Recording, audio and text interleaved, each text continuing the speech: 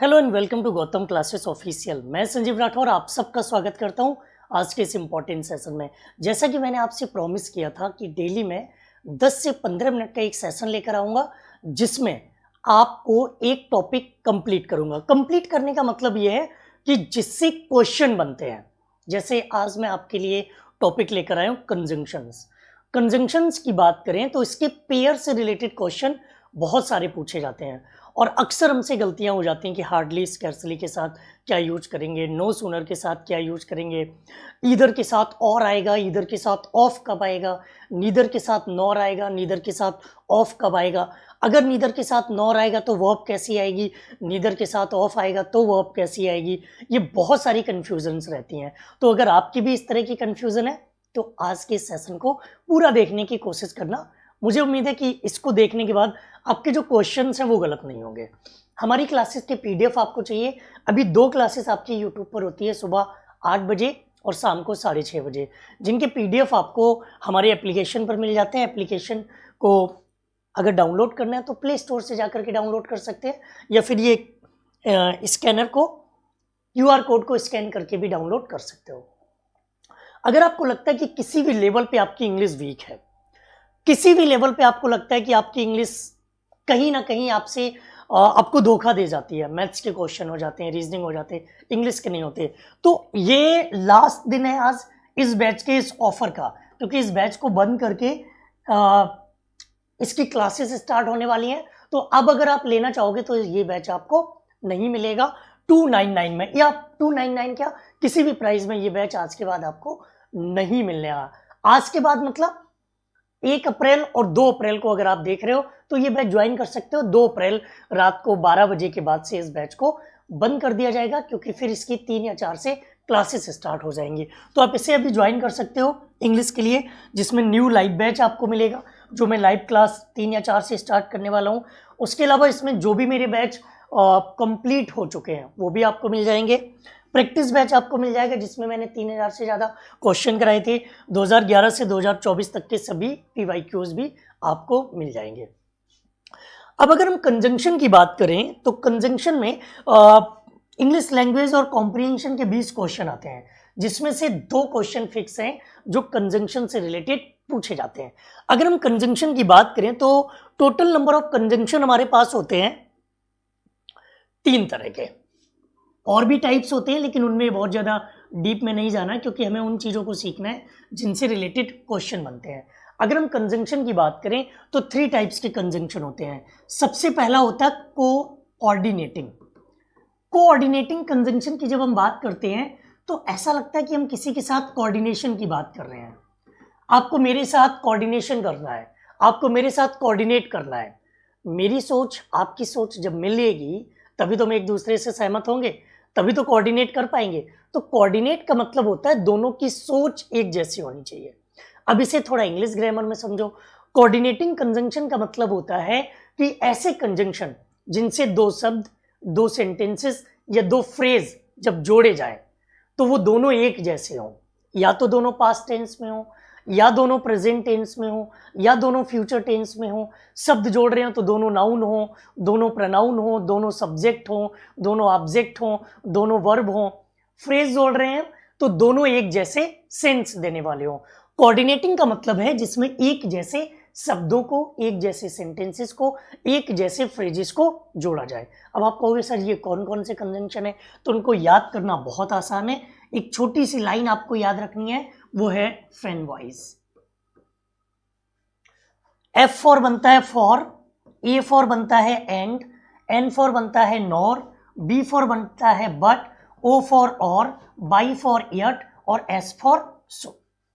अगर कोई भी 2 sentences, 2 words, 2 phrases for, and, nor, but और यट, सो इनसे जोड़े जाएंगे तो वो एक जैसे होंगे। या तो दोनों पास्ट में, या दोनों प्रेजेंट में, दोनों सब्जेक्ट, दोनों ऑब्जेक्ट, दोनों नाउन, दोनों प्रोनाउन, इस तरह से। तो ऐसे हम जोड़ सकते हैं। जैसे मैंने एक सेंटेंस लिखा, you and I have done well. यहां पर जो एंड आया हुआ है वो आपका कोऑर्डिनेटिंग कंजंक्शन का काम कर रहा है, और उसने देखो दोनों प्रोनाउन जोड़े हैं, या फिर हम कह सकते हैं दोनों सब्जेक्ट जोड़े हैं। इनके कुछ क्वेश्चन टेंस से रिलेटेड गलत होते हैं, कई बार इनके क्वेश्चन जैसे एक टेंस आपका प्रेजेंट में, एक पास्ट में, तो वो स्पेसिफिक कंडीशन बन जाती है, उससे रिलेटेड भी क्वेश्चन गलत होते हैं। तो जो कल सुबह 8 बजे की क्लास होगी उसमें मैं आपको इसी पर बेस्ड क्वेश्चन कराने वाला हूं, ताकि आप इस तरह के क्वेश्चन में गलतियां ना करें। ये तो हो गया पहला कोऑर्डिनेटिंग कंजंक्शन। दूसरा आपका होता है subordinating conjunction.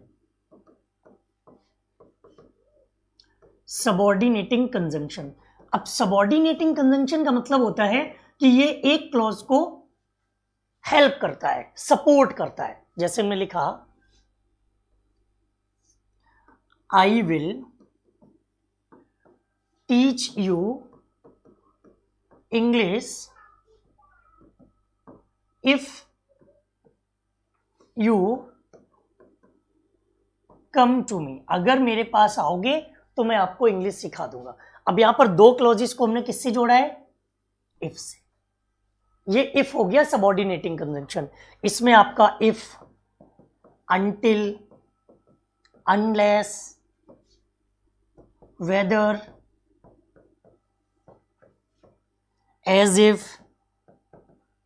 If only, because,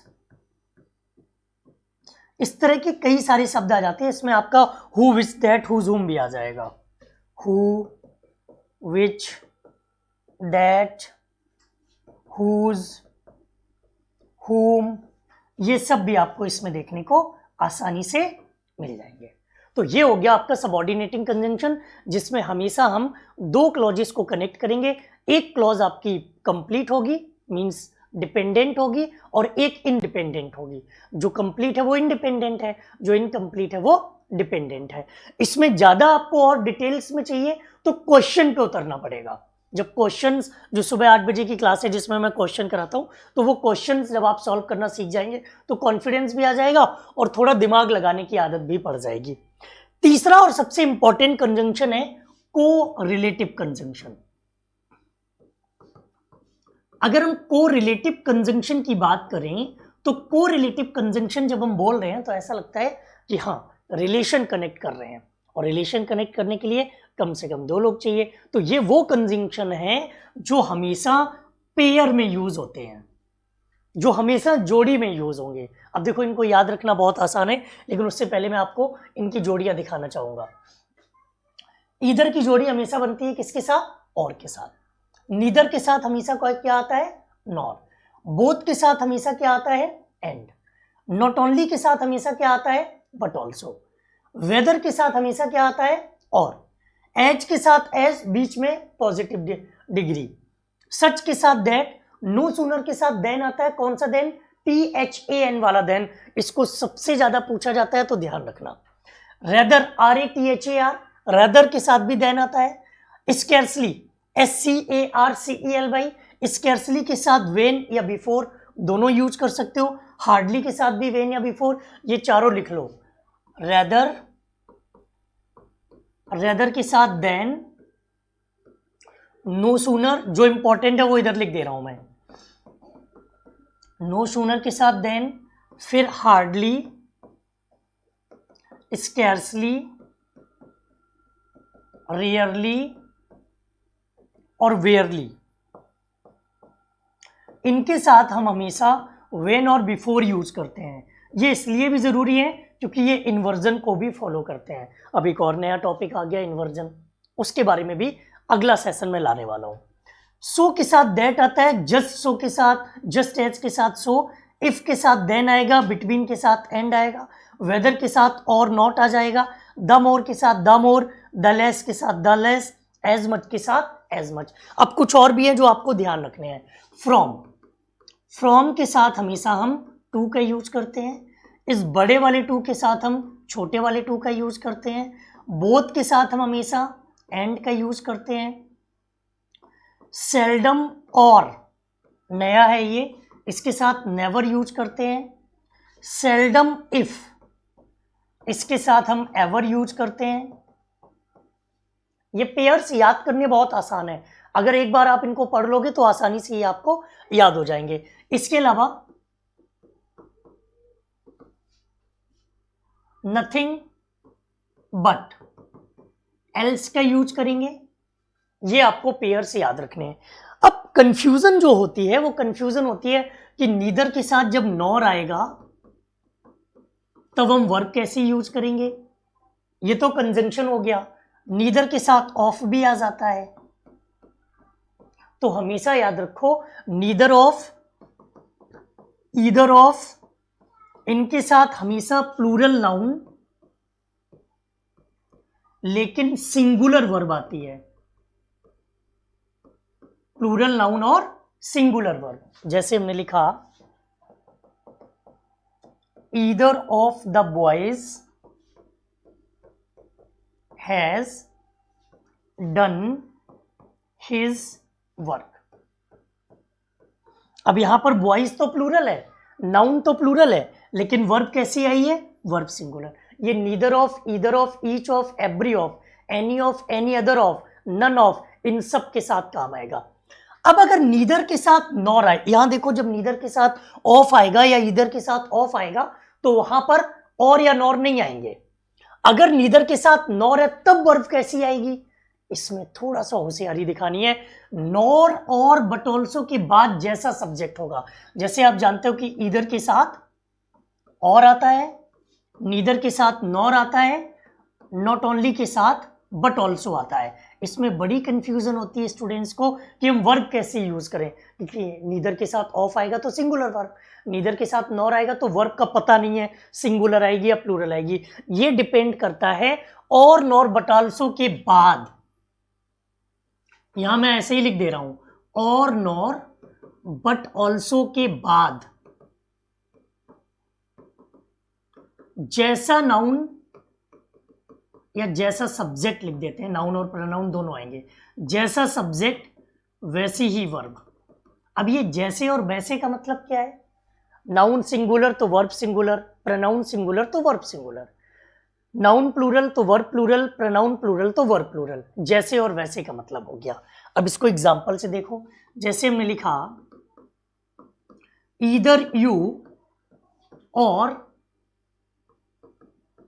your friends. अब फ्रेंड्स प्लूरल है, यहां पर थोड़ा सा चेंज कर लो तो थोड़ा जल्दी समझ आएगा।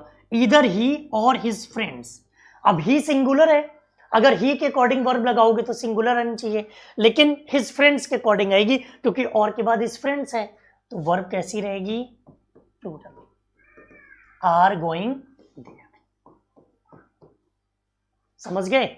अगर आपको इससे रिलेटेड अभी भी कोई डाउट है तो मुझे कमेंट करके जरूर पूछिएगा, ताकि मैं इससे रिलेटेड आपके लिए और इंपॉर्टेंट क्वेश्चंस प्लान कर सकूं। रेगुलर जो लाइव क्लास होती है उनको ज्वाइन करते रहो, उनके पीडीएफ्स को डाउनलोड करते रहो, तो मुझे लगता है कि आपको दिक्कत नहीं आएगी। ये बैच आपको 1 और 2 को अगर वीडियो देख रहे हैं तो जरूर परचेज कर लीजिएगा, उसके बाद में देख रहे हैं तो ये बैच नहीं मिलेगा, इसके अलावा कोई दूसरा बैच आप ज्वाइन कर सकते हो। अभी के लिए इतना ही। ये सेशन कैसा लगा, अगला सेशन आपको किस टॉपिक पर चाहिए, मुझे कमेंट करके जरूर बताइएगा। Thank you.